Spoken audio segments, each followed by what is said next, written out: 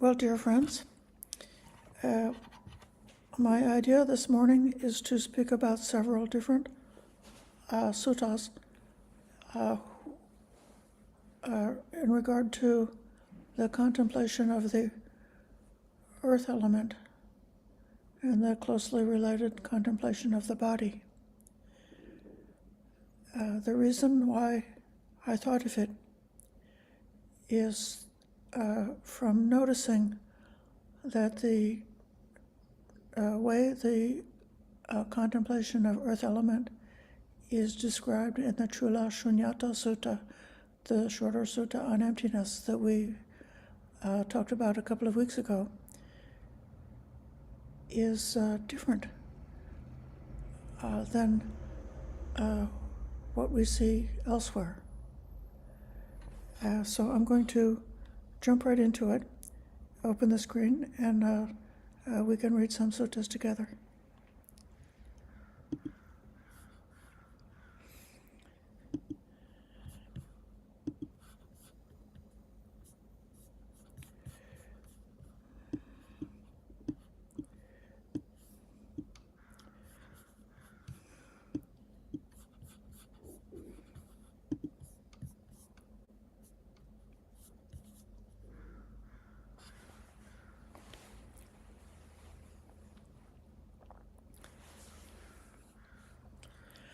Namo tassa bhagavato arahato samma sambuddhassa.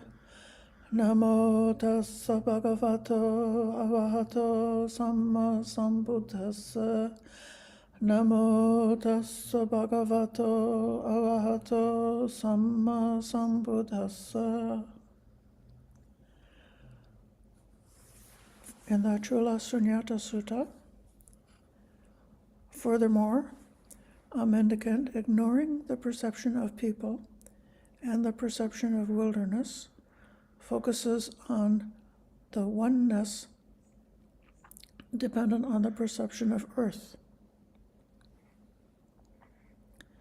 Their mind leaps forth, gains confidence, settles down, and becomes decided in that perception of earth. As a bull's hide is rid of folds when fully stretched out by 100 pegs, so too, ignoring the hilly terrain, inaccessible riverlands, stumps and thorns, and rugged mountains, they focus on the oneness dependent on the perception of earth. Their mind leaps forth, gains confidence, settles down, and becomes decided in that perception of earth. They understand here is no stress due to the perception of people or the perception of wilderness. There is only this modicum of stress, namely the oneness dependent on the perception of earth. They understand this field of perception is empty of the perception of people. It is empty of the perception of wilderness. There is only this that is not emptiness, namely the oneness dependent on the perception of earth. So they regard it as empty of what is not there. As to what remains, they understand that it is present. That's how emptiness manifests in them, genuine, undistorted, and pure. And then it goes on from there into the, it leaps from the perception of earth into the perception of the dimension of infinite space.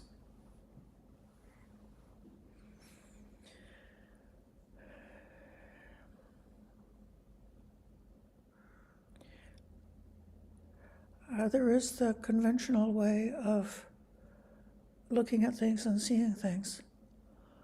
A person might see the earth element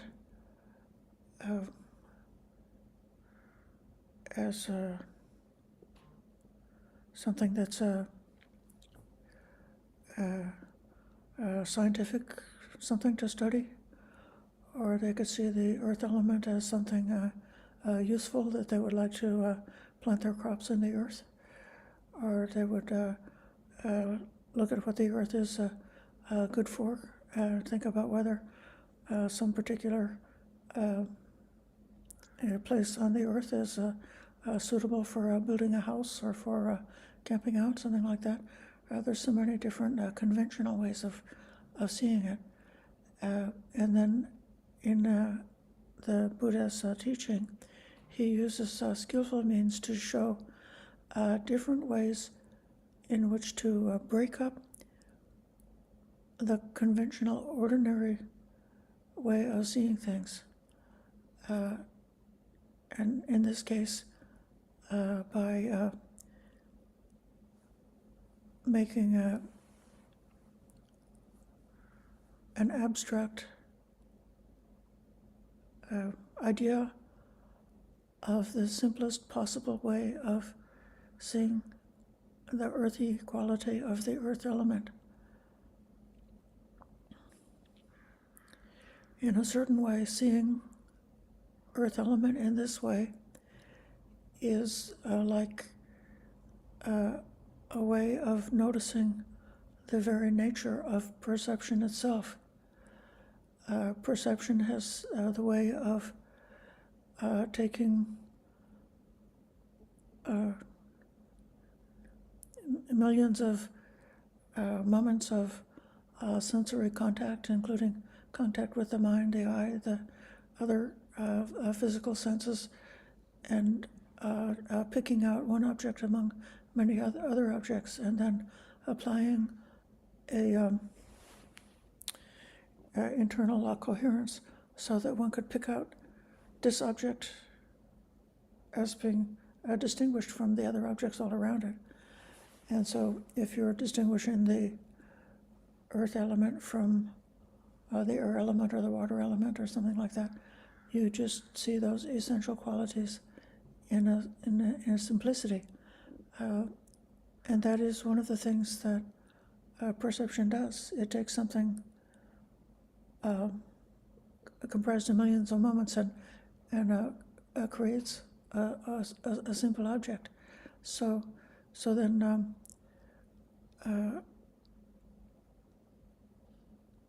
we are both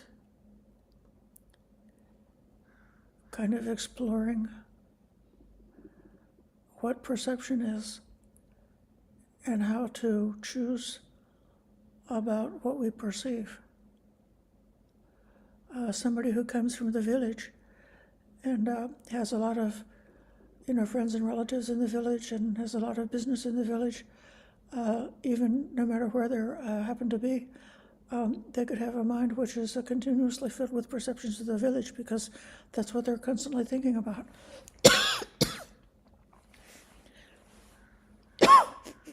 And likewise, if they forget the village and are just looking at the unity of the monastery where all of the visitors are very beautifully dressed in white clothing, so that they've got that kind of like a unity, and the inner unity of purpose is represented by the exterior unity about their appearance, and the monks with the shaven heads and the consistency of their behavior according to the Vinaya, also having a certain kind of a unity that makes the monasteries more simple than the village. And so if you forgot about the village and just thought of the monastery, or else if you forgot about the monastery and just notice the forest. I think we suppose in this case that the monastery is in the forest. So let the monastery disappear from the mind and only have the perception of forest. And then forget about the forest, just have the perception of earth. So then having developed this ability to choose where we direct the mind, what the mind is attending to, what the mind is adverting to, then we've got the capacity to go on in the case of this meditation, into deeper forms of tranquility and concentration.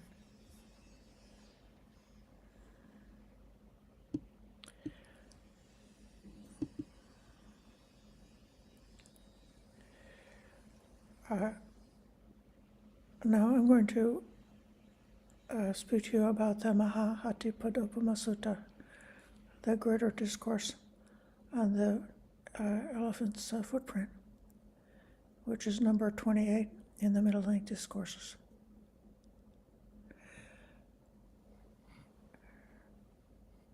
This treatment of the earth element is so amazing for how it places it in context of the Four Noble Truths.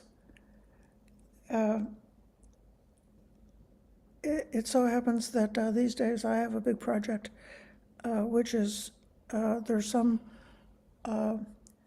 work that I've been doing for a long time that's being delegated over to volunteers, and I need to take this, this set of things that I can do them with my eyes closed. It's so easy for me, and then I have to think from A to B to C to D, E, and you've got to have the big context. These are the big parts, how they fit together, and then this is the step how you go A, B, C, D, E, F, G, H, I, J, K, L, M, all the way down to go step by step into these procedures. And so here, out of compassion, it's like the Buddha, with his eyes closed, or at the snap of a finger, he can see the whole picture. But he takes it and lays it out.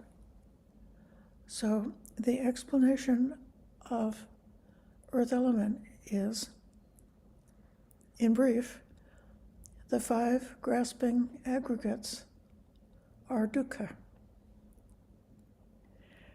You probably recognize that line because you have heard many times in suttas like the Satya Vibhanga Sutta, the exposition on the truth, or in the Mahasatipatthana Sutta, the great discourse on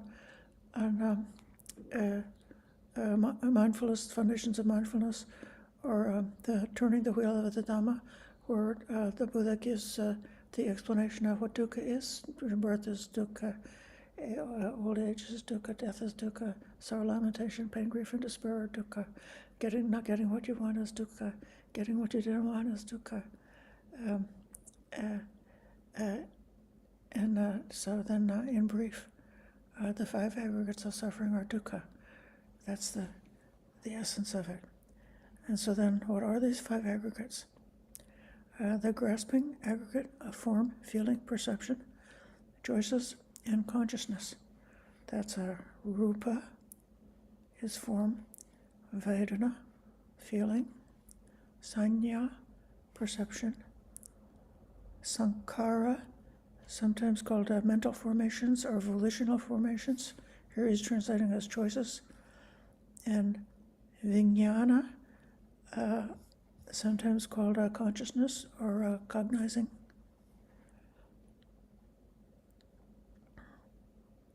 Okay, then, within this nest, he pulls out the string of form. What is the grasping aggregate of form? It is 4 states, and the form derived from the 4 principal states. And what are the 4 principal states? The elements of earth, water, fire, and air. So this is where we were this morning. In this case, in terms of this exposition, Bhante Sujato helpfully pointed out that in the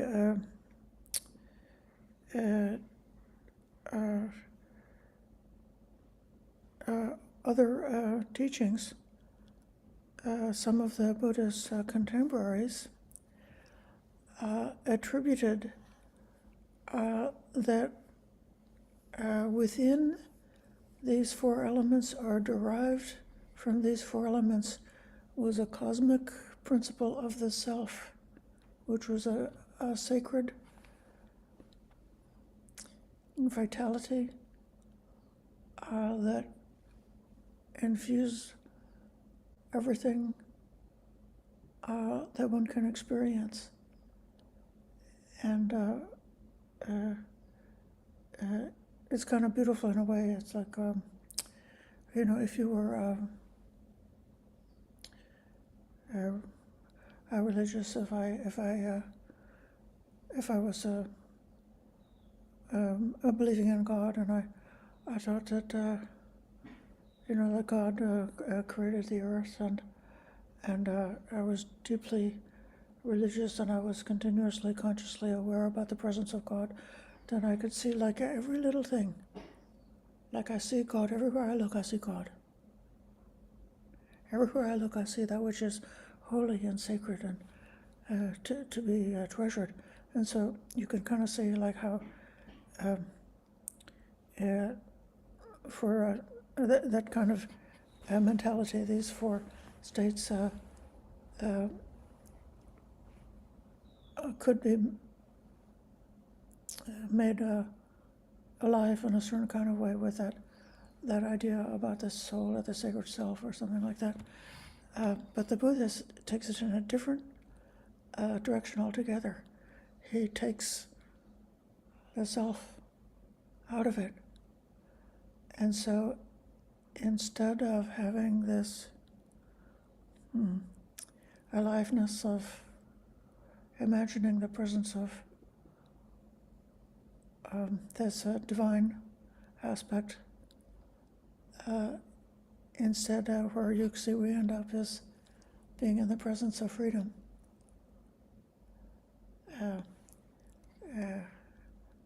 Through a contemplation of these elements just as they are. So you've got these four elements, earth, water, fire, and air.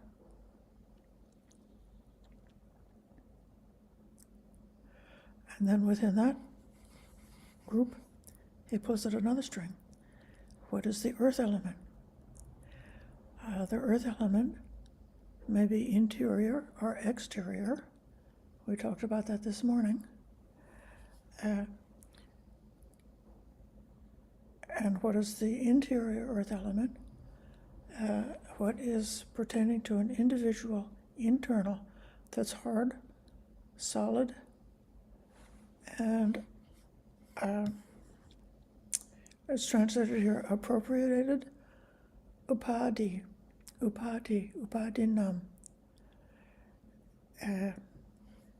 And in this case, since it's one of the grasping aggregates, in that way it's something that a person could grasp in terms of identification, thinking that I am made of earth, something like that. And it's also was thought at that time that when a being is born in the womb, that the kantaba, or the life principle or something that comes over from the previous existence, is in the mother's womb, and there's the presence of the father and mother and the right factors for life, and then the individual comes to be, and they take on the material elements of life, and they take on the mental elements of life. So that's another idea about it. So it's this is like part of the life cycle. When you were born, you acquired, or you appropriated a body. So you got this body, and now here we are. We're kind of stuck with it in a way.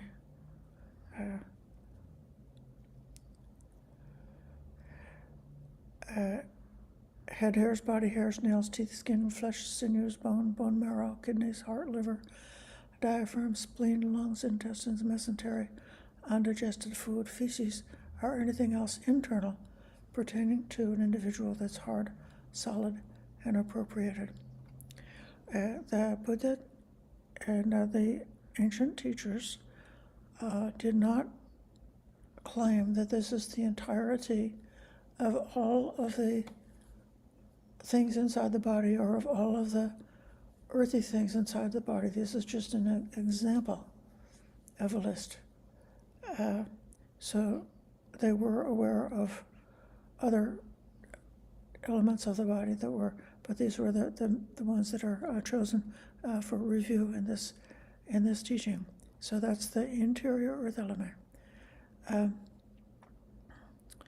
now in the other suttas we see after this comes the exterior earth element, and it's referring to things exterior to us, outside of us, which are also similar in terms of having that quality of being hard and solid, but they're exterior to our own body.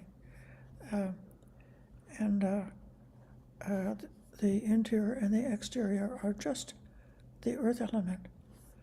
They should be truly seen and understood like that. This is not mine. I am not this. This is not myself. So here, it's not an examination of just taking the earth element and just making it into one unitary thing, and disregarding and not paying attention to any of the bumps and dips and the crevices and undulation of the earth element.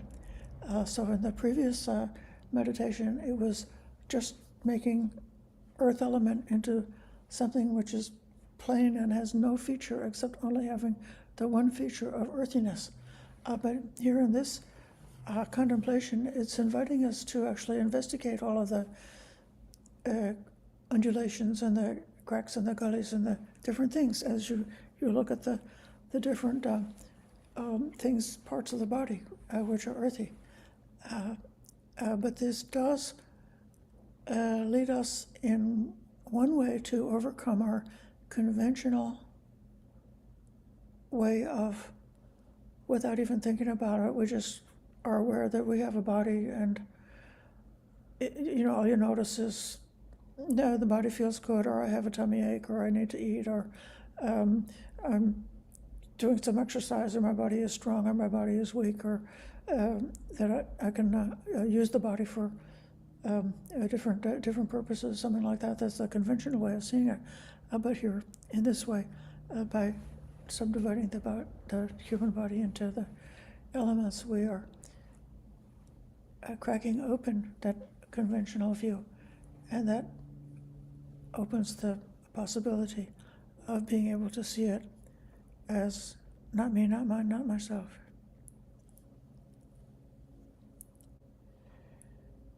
And then,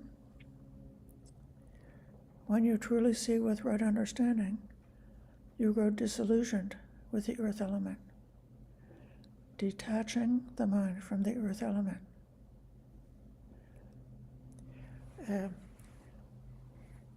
In this sutta, this being disillusioned and detaching, we'll come to it in a different context of a different sutta. That's a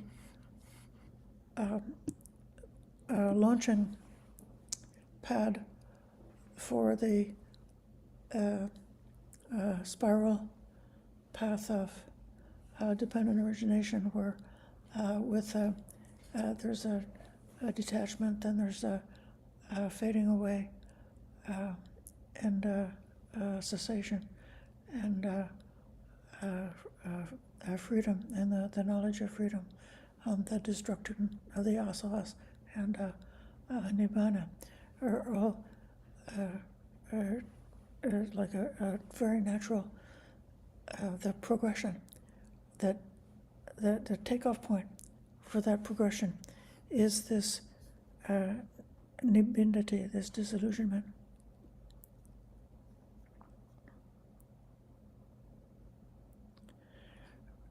Now, this sutta is going off on another direction, it's pulling the thread of nibbida, of disillusionment or disenchantment, about how to be disenchanted by the earth element.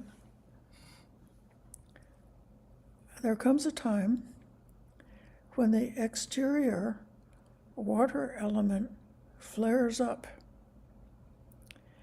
At that time, the exterior earth element vanishes. So for all its great age, the earth element will be revealed as impermanent, liable to end, vanish, and perish. In this case, Bhikkhu Sujato helpfully explains that the ancient people felt that the continent of the earth was floating on an under layer of water. So when it says that the water element flares up, it's not necessarily referring to a flood. Some think that actually it's referring to a tremendous earthquake or a tsunami, or a volcano, where the earth shakes and shakes and shakes and shakes, and there's was the idea that an apocalyptic vision of the earth itself being destroyed in some kind of a disaster like that. So the earth element can flare up and can actually vanish. It's revealed as impermanent, liable to end, vanish, and perish. What then of this ephemeral body, appropriated by craving? Rather than I or mine or I am, they consider it to be none of these things.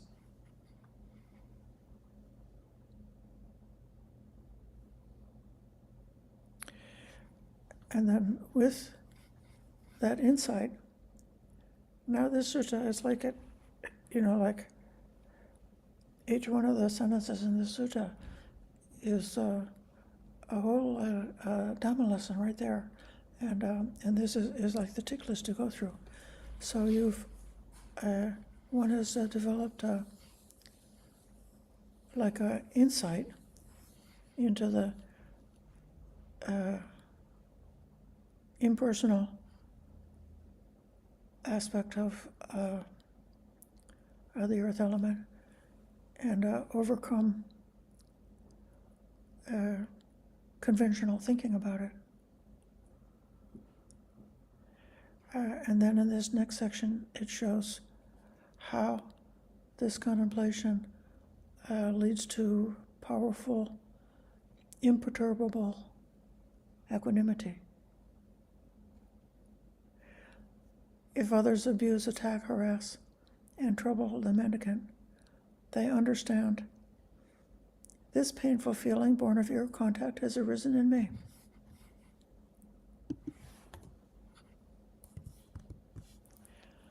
That's dependent, not independent. Dependent on what? Dependent on contact. They see contact, feeling, perception, choices, and consciousness. Now, here in one fell swoop in a phrase, he brings in all of the other four khandhas. So, feeling, perception, volitional formations, and cognizing our consciousness. All of them, so the material and the mental aspect, are all impermanent. And then, based on this deep, imperturbable, equanimous seeing the earth element, and then with seeing the earth element, then we see the form aggregate and the form aggregate and the other mental aggregates of feeling, perception, uh, uh, choices, and consciousness, that everything to do with nama rupa, with the self. The individual is mentality and materiality, and materiality is the four elements of form, and mentality is, in that case, contact, feeling, perception, choices. So all of them are seen as impermanent, and the conventional way of thinking about them is broken. Based on that element alone, their mind leaps forth, gains confidence, settles down, and becomes decided. Can anybody remember having heard that phrase before about the mind leaps forth, gains confidence, settles down, and becomes decided? Do you know where you heard it before? Anybody remember?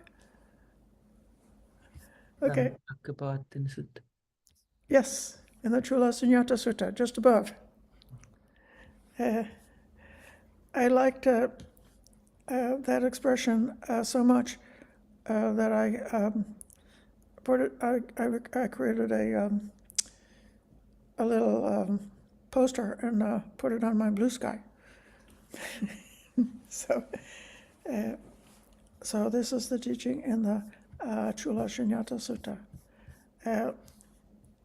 But wait, there's more. But before we go on, I think I should pause here for a minute and see whether anybody has observations about the different ways in which the directions that we can go in contemplating just earth element and why they are helpful.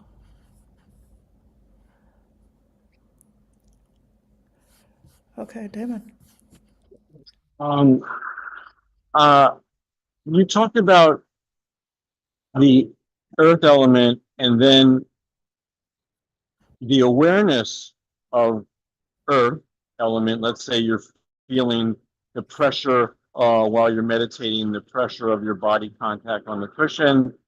But this, when you get to that stage where you're aware of the awareness of the earth, it seems like that awareness is unconditioned and can't be broken down any further. That pure awareness, that pure knowing. Is that the case? Well, I think there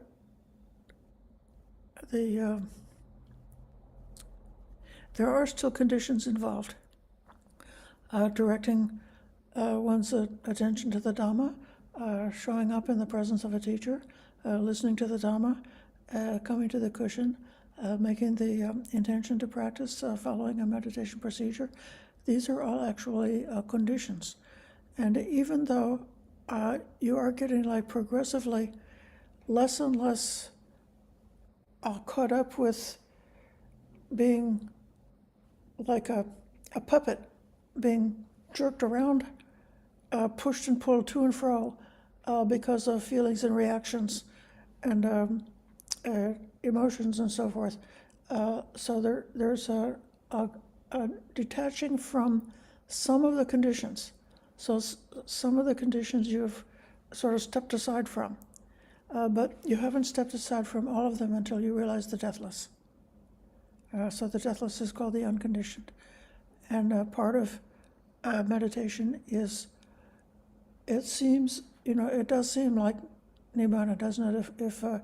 If you obtained this profound stillness in meditation, but then on emerging from that meditation, to acknowledge and realize even this is not permanent. even this is unstable, even this is unreliable. And then, based on that, turn towards the deathless. Thank you. Yeah. I'll call on Sid. Yeah. So I was very unfamiliar with the earth elements and the elements in general, until recently. And they really helped me develop dispassion for the body and realize that it's like everything else. I thought I saw them as being kind of abstract, and I was like saving it for a higher stage in my meditation. But when you simplified them for me this morning, that was incredibly powerful because I realized, oh, I can break this down here and now. And this is something that needs to be done as soon as possible, because then you realize that, you know, your body is not yours, your feelings are not yours, and it opens you up to so many other realizations that you can have in your meditation. Great. Thank you. You made my day. Somebody was listening. Thank you. Call on Chintana. So I just had to look a word up. Now it makes more sense. But will you have anything internal pertaining to an individual that's hard, solid, and appropriated? And appropriated means to take something for your own use, usually without permission. Thought I'd add that. Yeah. Thank you. It's maybe others use a different word in translating it, and this shows Bhante Sujata's creativity in using that translation that brings out that meaning, all of the moral aspects of appropriation. Yeah, great. Thank you for that.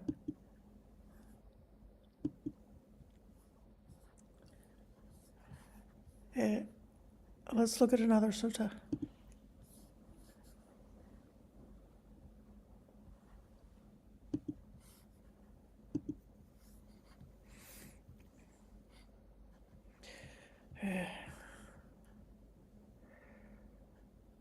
I'm going to go to the Silavanta Sutta. Now here, the sequence in the sutta is like what an ethical monk that's a Silavanta is like a trainee who's got their ethics down, what they would do for stream entry. And then it says, what would a stream enterer do to become a once returner? What would a once returner do to become a non-returner? And so on like that. So that's the reason why it's referring to an ethical mendicant. It says,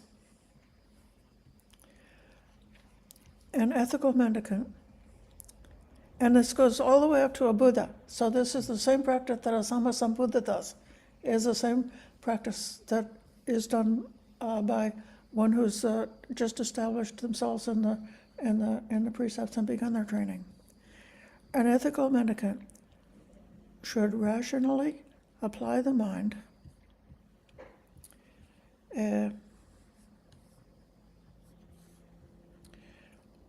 that would be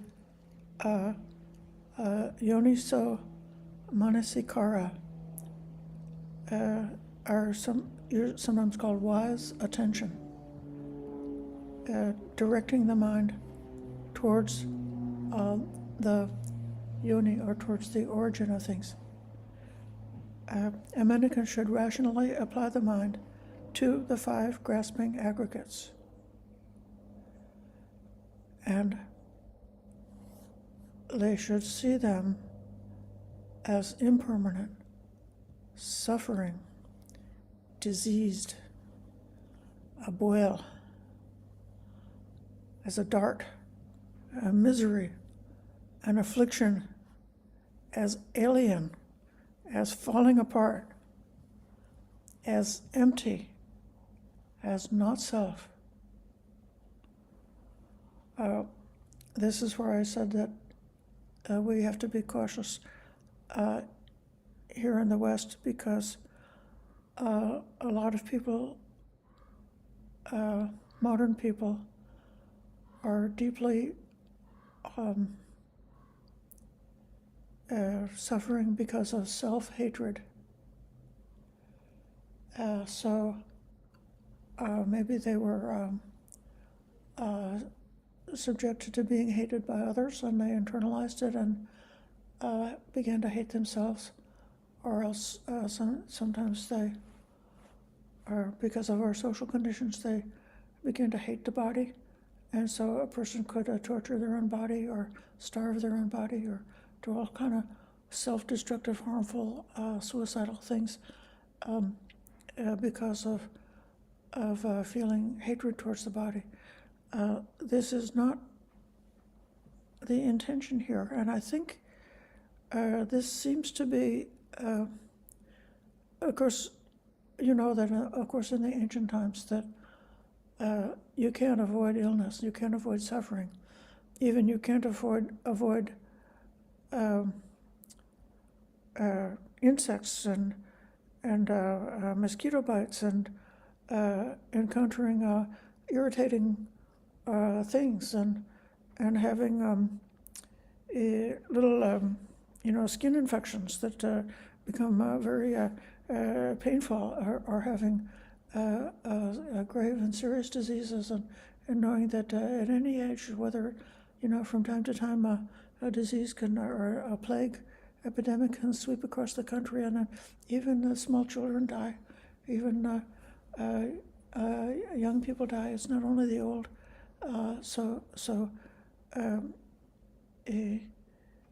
We know that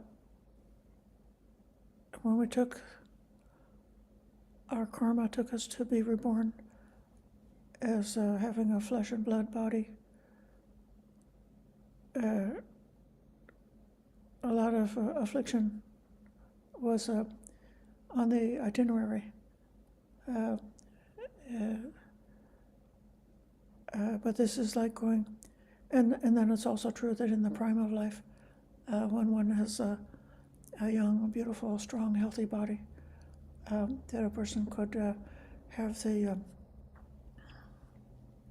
get the false idea that it would be possible if they just take care of themselves and protect themselves, that they won't have to encounter all these difficulties, and maybe they'll be lucky enough to live to a normal lifespan, and then die a very peaceful kind of old age, surrounded by loving relatives and so forth like that. But just facing the reality of how much pain is involved in having this kind of body made of flesh and blood.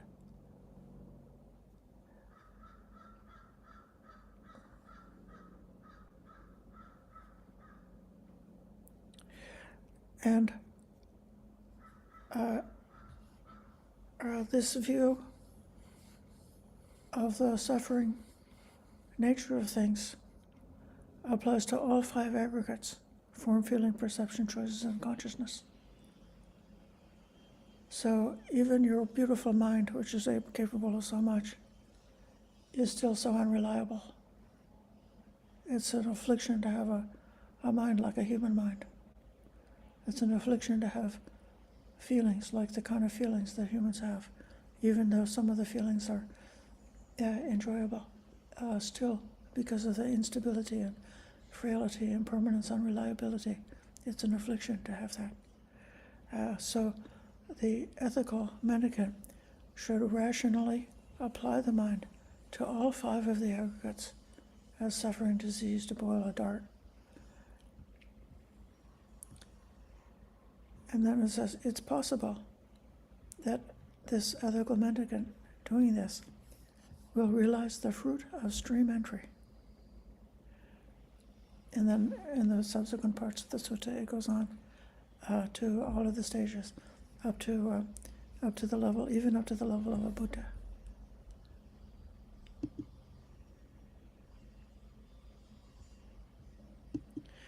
Here's another sutta that I found about form, which is very shocking in its language. The Buddha speaking to Radha. When Radha is inquiring about Mara, like what is Mara? Mara is the evil one. That's the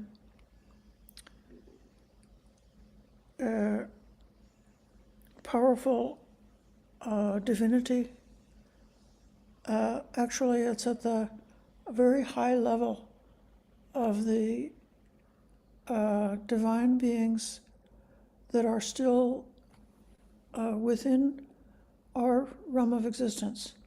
So in the Buddhist cosmology, the Kama realm, or the realm of sensual desire, includes animals, beings in the hell realm, animals, humans, and then certain of the earthbound deities and devas, which are have much longer lifespan and are have much more pleasure than humans do, but nevertheless are still not escaped from the pull of the draw of sensual pleasure.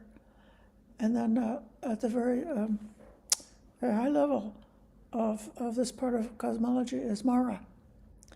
And what part of Mara's job is to keep you in jail and don't let you escape.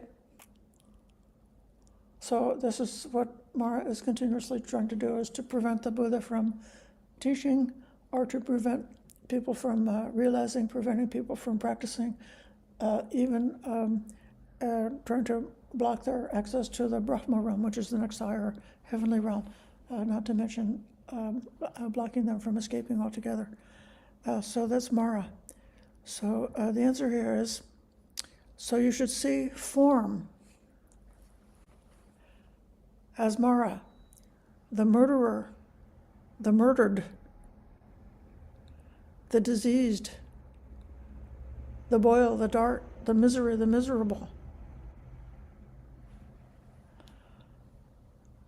Those who see it like this see it rightly. But sir, what's the purpose of seeing rightly?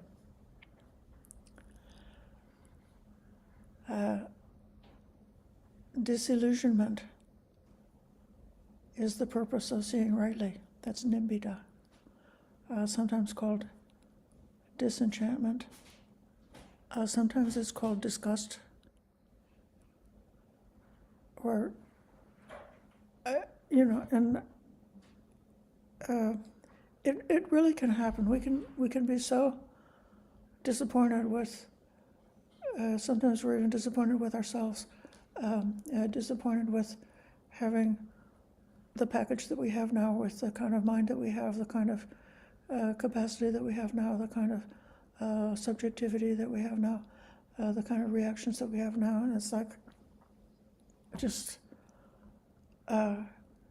one gives up on taking pride or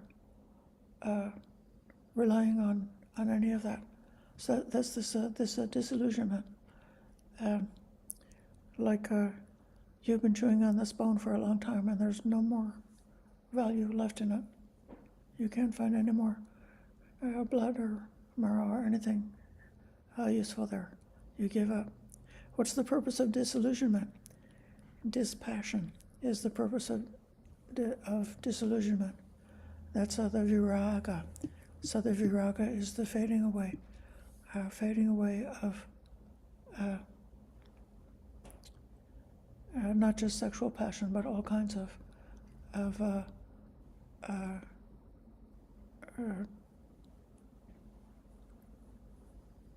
this enjoyable, the enjoyment of craving, the enjoyment of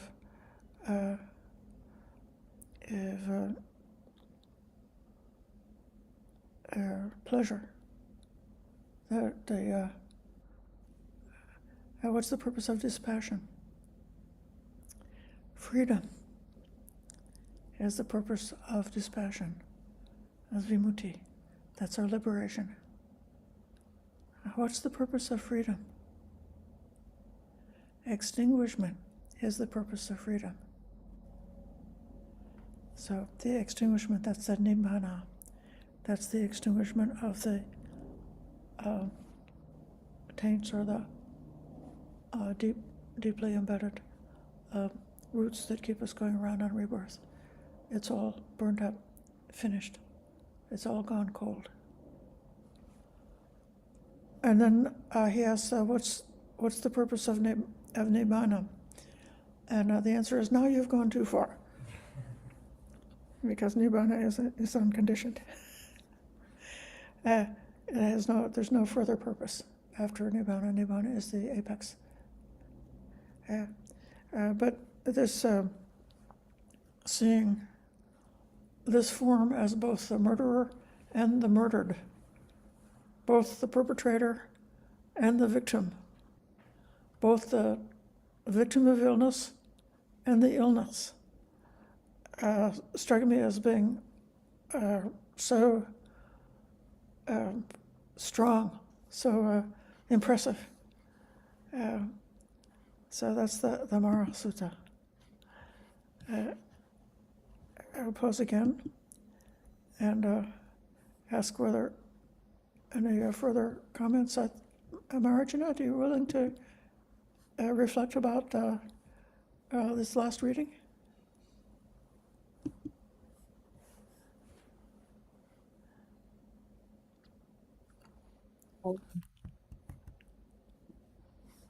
Am I unmuted? Yes.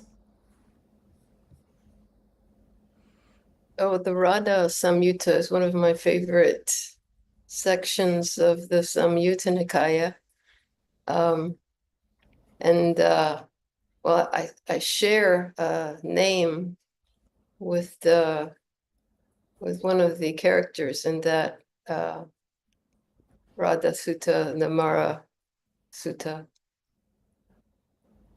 What I've been noticing from the very first sutta is the sunyata. The theme of sunyata is naturally in all of these. It's, these are empty of, and it's because form is empty of a controlling agent, then it can go all different ways, and we're enamored by it at the beginning when we're young and healthy and youthful, and society accepts us, and all these conditions are met, and which is called privilege. But then as we begin to age and it begins to break down, or if we're not born with the conditions that the society calls privilege, then it can be a real roller coaster and real murderous situation.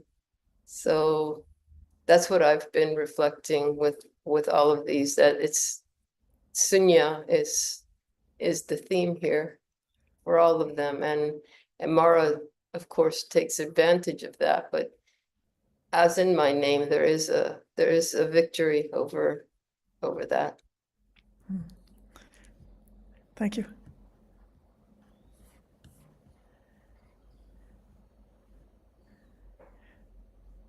I'll call on Chintana.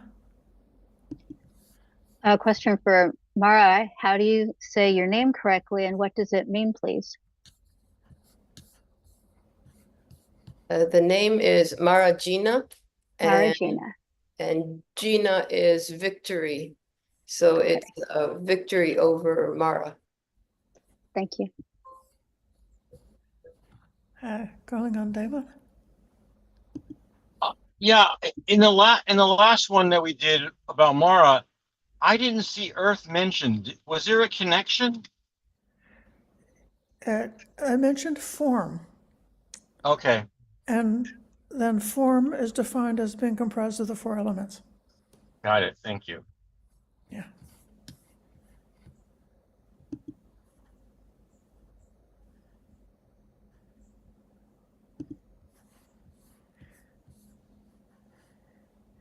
So we can keep on reading. I have more.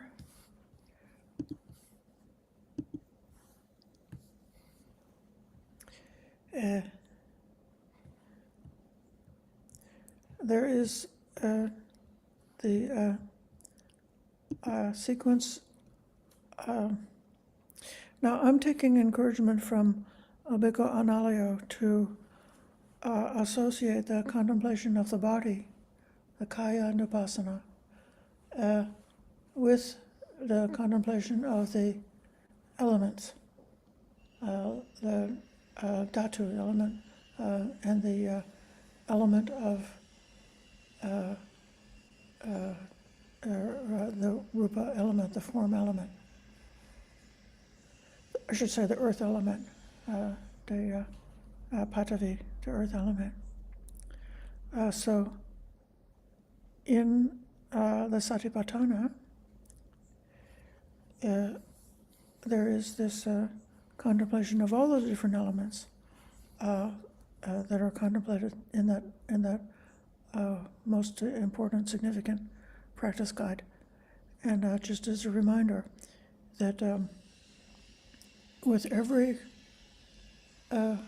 section of the Satipatthana, there is the instruction about observing that aspect internally, externally, and both internally and externally,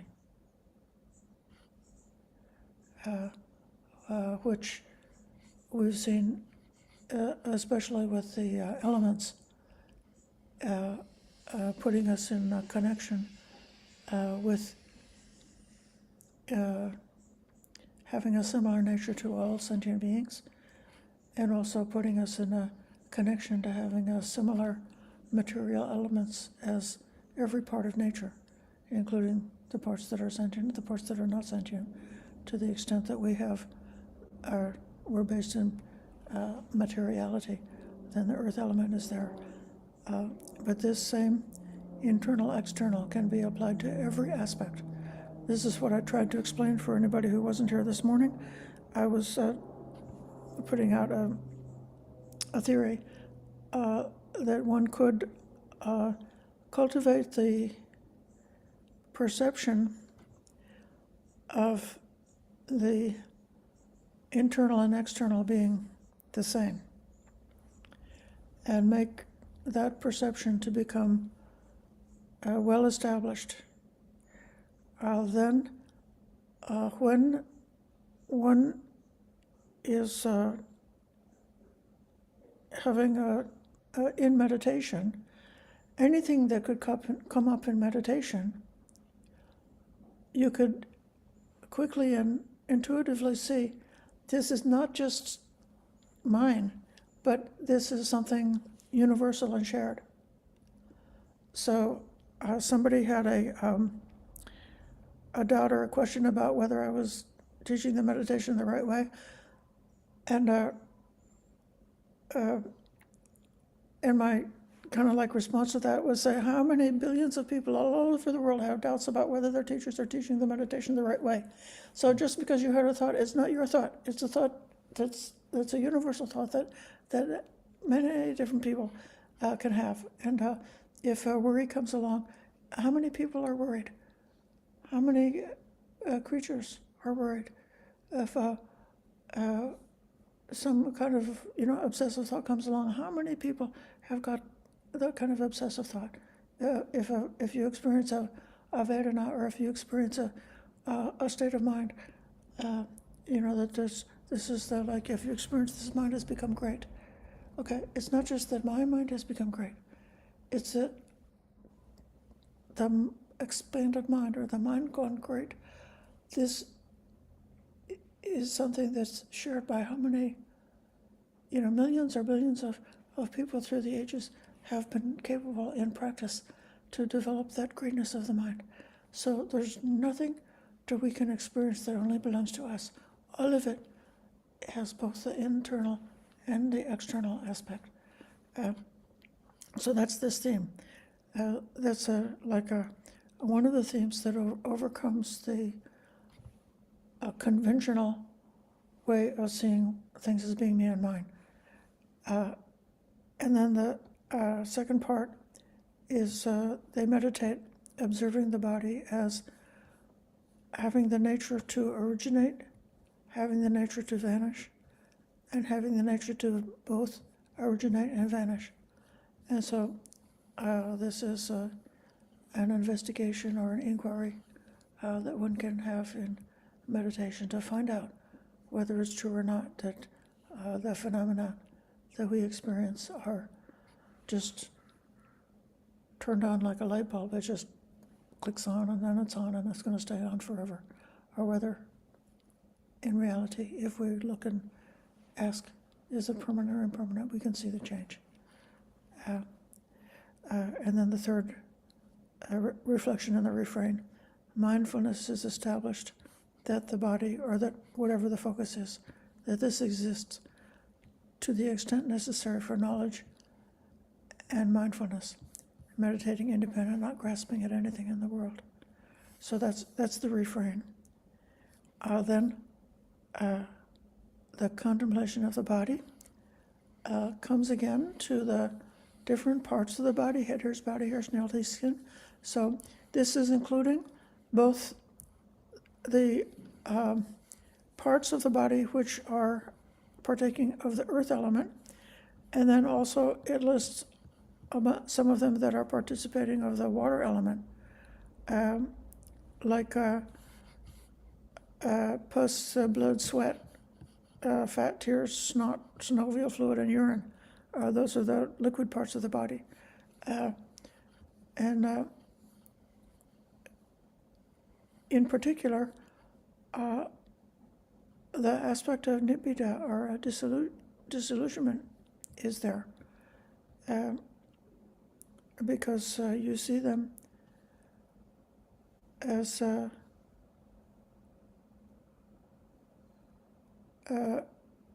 like a bag wrapped in skin and full of many kinds of filth. That's something dirty or something dangerous. You know, if you're concerned about disease, it's kind of like a miracle, isn't it? That like you have like like feces laying in your bowels, and if it got out, and if somebody else, by mistake, if they touched it, they would be really like frightened that they might get disease from touching that feces, and they would immediately go and wash their hands because they didn't want to get a disease. But we've got it right there inside of us, as well as so many other different kinds of things that are. It's like a whole factory of things that are dirty and dangerous, and that are continuously being cleaned up through the process of the body. We've got like our own garbage processing facility, which is extracting the dangerous parts of the things in the body and digesting them and sending them away. Then with this metaphor of of a bag filled with different kinds of grains, and so this is this idea of the microscopic way of breaking up the conventional thinking. So you see the mung beans and the rice wheat seeds, the peas, the sesame seeds, and all the different things inside. So you're looking so close, examining. And then a little just after that, and here it's like the power of these analogies. A little further down is the contemplation of the elements. That's part of the kaya nupassana. Part of the meditation on the body is the meditation on the elements.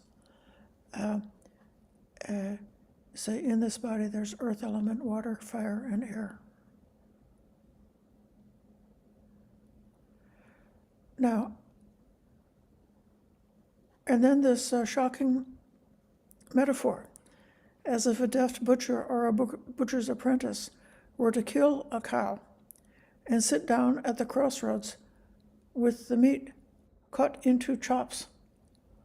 So if you think about your body being cut up and set out in a stand by the side of the road and sold to become food for others, that could be something that shocks the conscience in a certain way, that metaphor. But we also know that there is like a fundamental transformation, that the cow is not a cow anymore when it becomes beef. That's what we use, two different words. We use one word for cow and a completely different word for beef. So the children don't think that, when they have a hamburger, they don't think I'm eating cow. So just the same way, the identity that we have, our personal, like it being a person with a name and a personality, being a living individual, when it's broken down to the elements, it's not personal anymore. From this meditation, I didn't quote it here to read the whole thing, but the very next meditation is the death awareness meditation, where you visualize a body that has already died, that's been laid down in the charnel ground, and which is bloated and affected by flies and so forth. And it's almost as if this cow that they killed, maybe they didn't sell all the pork chops, and so then they had to put it in the charnel ground and allow the creature's body to gradually decompose and decay, be consumed by animals, to eventually become just scattered bones, disconnected, scattered here and there, and then eventually to break up into dust. So then that's a representation of how one can visualize this body becoming impersonal, becoming not a self, and one can, with tremendous courage, face the reality of death and suffering, not sweeping it under the rug or looking away, but seeing that just as it is, going through whatever fear or resistance that one might have towards really understanding that the self disappears, and then kind of emerging at the other side in a state of peace.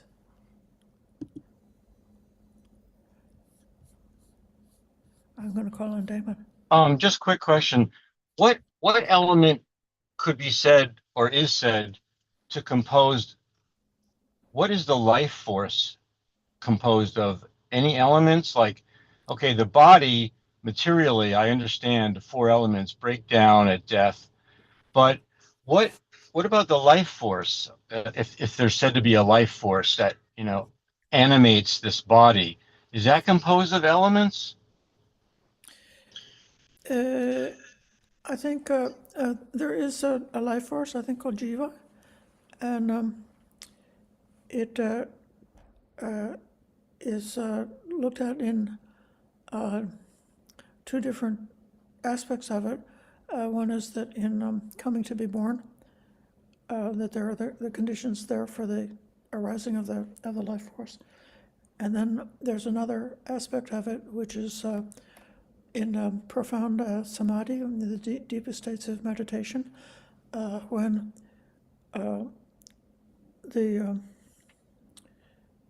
mind is no longer involved in connecting with objects or connecting with perceptions are connecting with a feeling, when the mind has withdrawn from all of that, there is one thing left, which is possessing a body with a life force. And one is not, as I understand it, one is not like contemplating the life force, like making it into another object. But at the same time, one would know that the life force is present.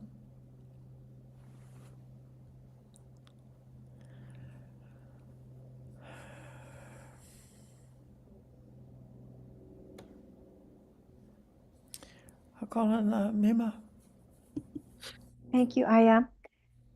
So the whole process of knowing about like the earth element and the four elements is to break up our conventional way of perceiving this life. So by doing that, I'm understanding based on what you shared with us today, is that that's what will decrease the suffering, the dukkha. Is that why it seems so, I mean, it was in front of my face all my life and I just saw it 5 years ago. I didn't know this. I'm learning as I go, but is that the main point about knowing about the four elements and knowing that the body does not belong to us in order to have suffering decrease while we're here?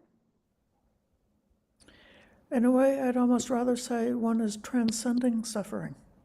I like that. They say, like even a Buddha or a fully enlightened Arahant still knows the Four Noble Truths. So they know dukkha, they know what dukkha is, but they know it in a detached way because that craving, which is the thing that keeps us caught up and being, pulled around and carried along and obsessed with dukkha. So that's been broken. So we see it with one can know it without being a victim in the same way. And the two uses of this element meditation, one is for insight and the other is for peacefulness. Mm. So I would say that human nature is to be not peaceful, to be like disturbed all the time. Mm-hmm. And especially if we are in society associating with other humans, they also are disturbed, and so they disturb our disturbance. And so while one is involved in the social world, it's very easy for mental disturbance to sort of be perpetuated, or even wholesome interpersonal things like compassion, kindness, and so forth, still has got a certain amount of movement or agitation in it. But then just nature, just the sky and the ocean and the space doesn't have that same quality of mental disturbance. Mm-hmm. And so it's like what you pay attention to becomes the inclination of the heart. So for part of your life, withdrawing from being involved with people and even with being involved with your pets, and just directing awareness towards the elements of nature helps with calmness. So calmness and insight, those are the two sides of our practice. Thank you. Yeah.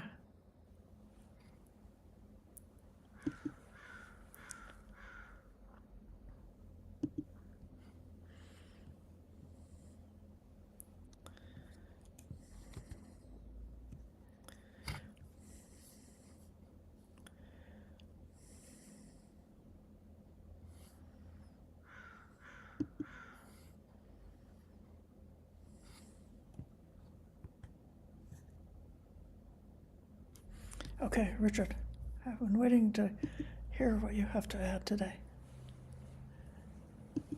Thank you, Ayya. I just wanted to thank you for this very detailed explanation that you put together. I'm sure it took you some time and a lot of thought. What was the lady's name? Mima? It might have been good to explain it to her in the sense of the two arrows Buddha talks about. That the Arahant is still physically in the world, so can be struck by the first arrow. You know, you can cut yourself, or not have sufficient food and be hungry, or not have water, be thirsty, or something. Maybe it's very cold, or who knows. You can get sick various ways. But mentally, the second arrow doesn't arise. The arrow of complaining about it. Oh, woe is me. You know, that's that second arrow.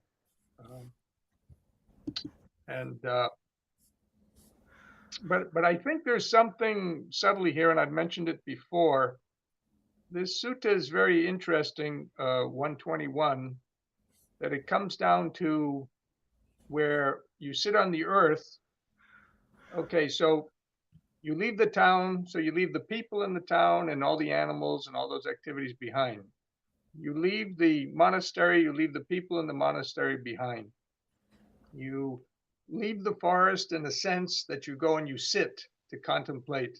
So you leave all the variegatedness of the forest behind, and you're just sitting on a patch of earth.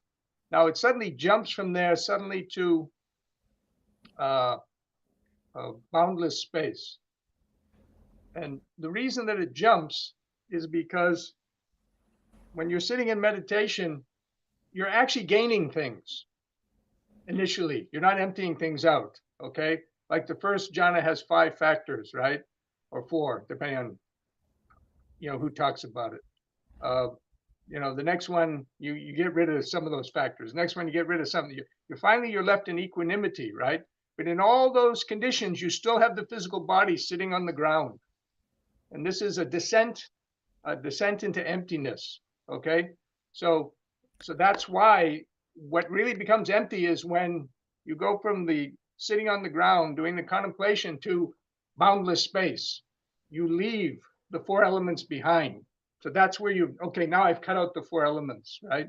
And when you go to the next level, right, of boundless consciousness, okay, you left the space that contains those elements behind, okay? And then when you go to the next level, which I prefer to translate as unstuckness, okay, you've left all those 6 elements. I don't even like you translating dhatu as elements. To me, it just means states. Bhikkhu Sujato uses states too, I noticed in his translation. I came to that by my own contemplation, but I noticed that as you were reading that initially, he was using the word states, because I don't normally read his translations too much, once in a while. So you've left that behind. Then you go internal to only internal perception, no external perception. So you've left all the external perception behind. Finally, you cut out all sense perception, right? In cessation. Okay, so you've left sense perception behind like that.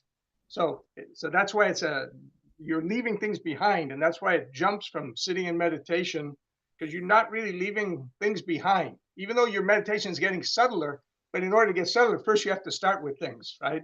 You have to have the vichara, and you're adding all those qualities, right? And then slowly you whittle those down, right? So because it's an addition initially, right? That's why it suddenly goes from there to space, because it's in space that you leave all the elements, at least the 4 states, the 4 states behind. Now, I'd like to make an observation based on a contemplation that I had of, I think that this idea of calling them 4 elements was because when the initial translators went there and were trying to learn Pali and the Buddhism and everything, they were also trying to apply it to kind of modern, not our modern, but at that time modern scientific principles. So the West had developed tables of elements and all those kind of things, right? So they were sort of trying to identify with the Eastern idea, thinking that they're elements. But I think what they mean is more like states, solidity, liquidity, warmth or temperature, and gas, right? And space. and the cognition of same, those things. So they go in that order in the Eastern ideas because you can live for about 40 days without earth, without solid food, right? So it gets subtler and subtler and shorter. You can live about 4 days, they say. Now there's variation, but it's just what medical doctors say, more or less, without any liquid, right? Without any, you can live for maybe a few hours before you go into hypothermia or something, right? Without proper heat under certain conditions, or even less if you fall in extremely cold water or something like that. You can live without breath, right? Maybe for about 8 minutes or so at a maximum before your brain deteriorates too much, that you can't recover. It can be shorter, it can be a little longer, but around the same thing. Space, if like a giant rock or something fell on you, there'd be a short period of time of compression, boom, from which, you disappear, right? So a very short period of time for space, okay? But without cognition, instantly gone, right? The moment cognition of the body ceases completely, no more connection, boom, over. So it's sort of like a descent, of what gives more life force, what gives more support, to keeping the body alive. Anyways, it's just a contemplative hypothesis of mine, but to me, it seems to make sense, because I was always wondering, the reason I contemplated this, I was wondering, well, why does it go from water to fire to air? It would be more logical to go water to air to fire, right? So you had the three kind of elemental things: solids, liquids, gases, and then energy. You could think of fire as like energy, right? So right? So I couldn't understand why they were going in that direction, and then it hit me. It's all related to the body and the way we exist in this realm, in this human realm, the way the body exists. Anyways, it's just a hypothesis of mine, but I think it works out. It might be helpful to someone. Anyways, thank you very much for listening. Okay, thank you very much.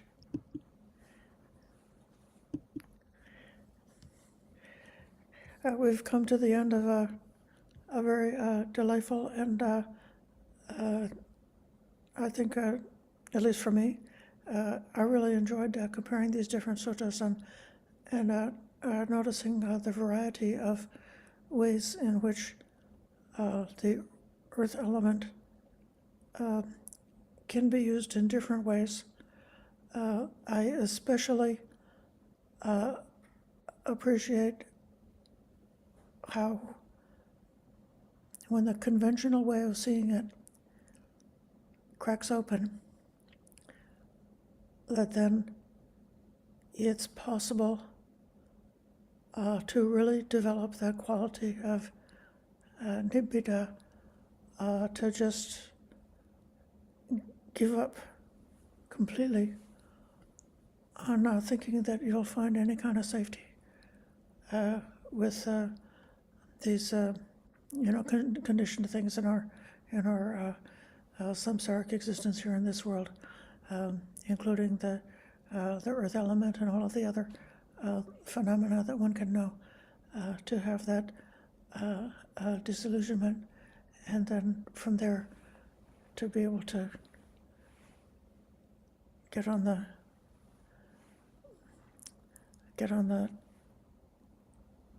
slide or the sled or the spiral or the natural, get on the process that actually a natural process doesn't require our ego or willpower or education or anything, but once we catch hold, if the right conditions are there, then the mind would naturally incline to wake up. So what we're trying to do is to remove all of the impediments that are stopping us from waking up. And so that conventional thinking, that clinging, or that deluded idea that we can find safety anywhere, give it all up, give it up, and then open and make way for the process of awakening. So with that, we can pay respect to the Buddha, Dhamma, and Sangha.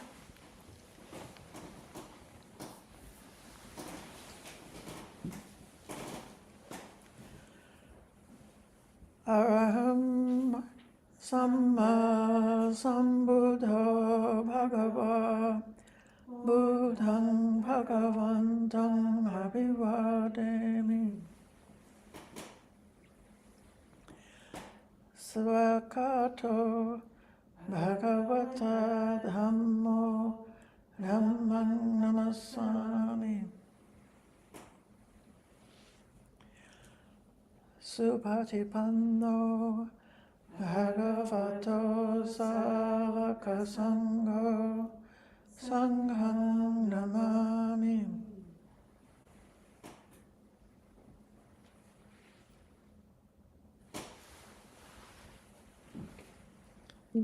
Thank you, Ayya. Okay, thank you. Thank you, Ayya. Thank you, Ayya. Sadhu, sadhu, sadhu.